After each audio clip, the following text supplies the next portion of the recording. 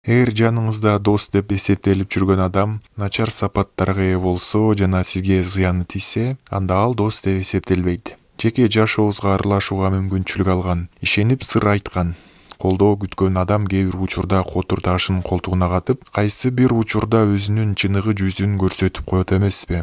Омар Хаямдын жолдон чыккан жолбун менен дос болгуча, жалгыз эле жүргөн жакшы деген оюна кошуларыбызды билдиребиз. Бирок баары бир капысынан билип билбей бизге зыянын тийгизген адамдарды жеке жашообузга аралаштырып алабыз. Барометр KG маалымат агенттигине психолог жалган достордун белгилерин баяндады. Начар достор кимдер? Ичкүйдүүлүк. Кээ бир дос болмуштар колтугуна котур ташын катып, сизди сатып кетет. Ал эми айрымдары берген убадаларын аткарбайт. Эгер сиз дайыма эле анын чыккынчылыктарын кечире берсеңиз, ал бул нерсеге көнүп алып, жагымсыз адатын уланта берет. Сизге ушундай достун кереги барбы? Керек учурда кол сунбаган, өзүнүн гана кызыкчылыгын гана ойлогон. Андыктан сизге мындай мамиле жакпай тургандыгын айтып, достугуна рахмат айтып коштошо бериңиз. Өзүнүн гана оюн туура деп эсептейт.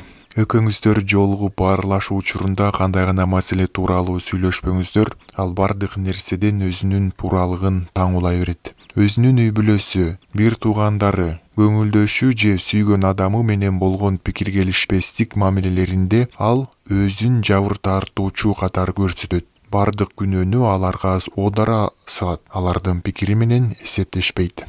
Маселен, мага мындай жаман мамиле жасады, эмне үчүн мага андай мамиле жасашат деп чыйпылыктайт. Шамал болбосо чөптүн башы кыймылдабайт дегендей, кантип эле экинчи тарап 100% туура эмес болсун. Албетте, азыркы заманда душманды алыстан издебе. 100 сомуң болгончо 100 досуң болсун деген кеп бар. Бирок дос күтүүдө абайла.